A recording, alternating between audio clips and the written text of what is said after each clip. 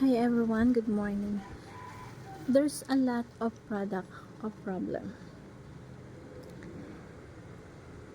Sa buhay natin, hindi pala problema ang unemployment, ang wala kang trabaho. The problem is, hindi ka makahanap ng problema. Ano yun? Ang gulo, no? Ang ibig kong sabihin, whenever there is a problem, there's a business. So, hindi problema ang unemployment.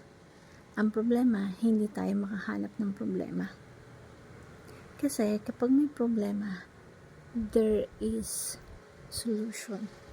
At ang goal natin is to find the problem para magkaroon tayo ng solution sa problema. That's why leadership mindset is to look or find what is the problem to solve. Kasi kapag may problema kang nasa-solve, meron kang business na kayang gawin. Merong business na pwedeng magawa. So, hindi pala problema ang problema. It's an opportunity para sa atin na makahanap ng solusyon.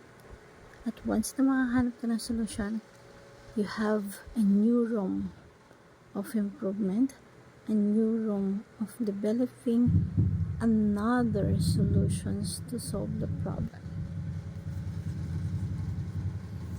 Kaya nga minsan, we attend seminars, we attend trainings for us to find what is the solution to a problem na akala natin problema natin. Pero ang problema pala hindi masama. Ang problema is an opportunity na magbubukas sa atin for new space, for new world. So, let's train our mind na instead na kapag may problema, manlulumo ka. Kapag may problema, kala mo katapusan na ng mundo. Ganun tayo kapag may problema tayo, lumong-lumo tayo, down na down tayo, pero hindi.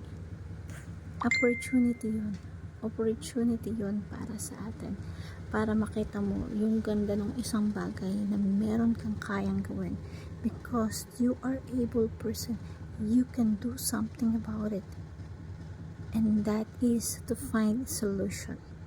In every problem in our life, you find solution. Hope you learned something. Thank you everyone, and God bless.